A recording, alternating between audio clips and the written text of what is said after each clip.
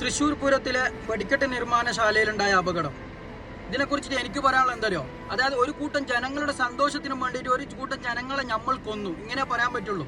ഇത് ഞാനൊരു മതത്തിന്റെ, ഹിന്ദു മുസ്ലിം ക്രിസ്ത്യാനി എന്നുള്ള ഒരു മതത്തിന്റെ രീതിയിൽ പറയല്ല, മനുഷ്യത്വം എന്നുള്ള രീതിയിൽ ഞാൻ പറയാണ്.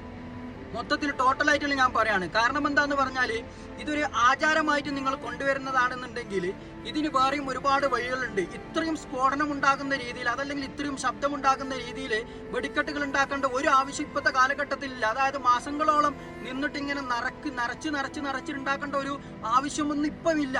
കാരണം എന്താന്ന് പറഞ്ഞാൽ, ഇപ്പൊ നമ്മുടെ നാട് എന്ന് പറഞ്ഞാൽ ടെക്നോളജി പരമായിട്ട് ഒരുപാട് മുന്നിലാണ്. ചൈനയുടെ ഒരുപാട് നല്ല നല്ല വെടിക്കെട്ടുകളുണ്ട്, കാണാൻ ഭംഗിയുള്ള ചുരുക്കത്തിലുള്ള ഒരുപാട് നല്ല നല്ല വെടിക്കെട്ടുകളുണ്ട്.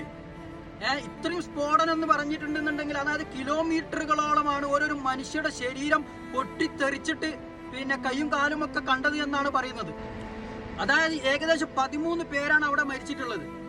ആർക്ക് പോയി? ഓരോ കുടുംബത്തിന് പോയി, ഓരോ കുടുംബത്തിൽ നാഥന്മാര് പോയി, ഓരോ കുടുംബത്തിലെ അമ്മമാര് പോയി. അതായത് ഇത് തെറിച്ചിട്ട് ഓരോ വീടുകളിലെ ചില്ലുകൾ പൊട്ടിയിട്ട് ഇപ്പോഴും അപകടത്തിൽ കിടക്കാണ്. കിലോമീറ്ററുകളോളാണ് ഓരോരു മനുഷ്യന്റെ ശരീരം തെറിച്ചു പോയത്, അല്ലേ?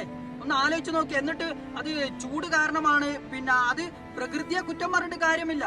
ചൂട് കാരണമാണെന്ന് പ്രകൃതിയെ കുറ്റം പറഞ്ഞിട്ട് കാര്യമില്ല. ഇത് നമ്മൾ കൊണ്ടുവരുന്ന ഒരു അപകടമാണ്. ഇത് പ്രകൃതിയല്ല. ഇതുപോലെ തന്നെയാണ് ആനയെ എഴുന്നള്ളിക്കുന്ന ഒരു സംഭവം. അതായത് ആന എന്ന് പറയുന്ന മൃഗം, അത് കാട്ടിൽ ജീവിക്കേണ്ട മൃഗമാണ്.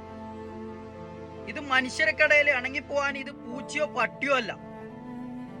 അതായത് നമ്മൾ ഏറ്റവും കൂടുതൽ കേട്ടിട്ടുണ്ടാവുക ന്യൂസ്, പാപ്പൻ ആന ചവിട്ടിക്കൊന്നു എന്നുള്ളതാണ് കൂടുതൽ കേട്ടിട്ടുണ്ടാവുക. അതായത് അത് മനുഷ്യർക്കിടയിൽ ഇണങ്ങിപ്പോവാന്നുള്ളത് അത്രയും ബുദ്ധിമുട്ടുള്ള കാര്യം തന്നെയാണ്. എത്രയോ നമ്മൾ കണ്ടതാണ് പൂരത്തിനുണ്ടായ അപകടം, അല്ലെങ്കിൽ ഇതിന്റെ ഇടയിൽ മറ്റേ പട്ടാമ്പി നേർച്ചയിലുണ്ടായ അപകടം. എത്ര കിട്ടിയാലും നമ്മൾ പഠിക്കൂല. ഇതൊക്കെ അതായത് മണിക്കൂറുകളോടാണ് ഓരോരോ ആനയെ പിന്നെ എഴുന്നള്ളിക്കാൻ വേണ്ടിട്ട് അവിടെ നിർത്തുക. ഓക്കെ, 1-2 മണിക്കൂറൊക്കെ ഓക്കെ. എത്ര മണിക്കൂറാണ് പിന്നെ ആനക്ക് മതളകാതിരിക്കോ?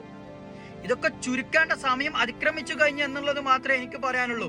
എന്തായാലും അപകടം സംഭവിച്ചു കഴിയുന്ന, ഹോസ്പിറ്റലിൽ കഴിയുന്ന അവരൊക്കെ പൂർണ്ണ ആരോഗ്യത്തോടെ തിരിച്ചു വരട്ടെ എന്നും മരിച്ചവരുടെ കുടുംബത്തിന് സമാധാനം നൽകട്ടെ എന്നും ഞാൻ ആത്മാർത്ഥമായി പ്രാർത്ഥിക്കുകയാണ്.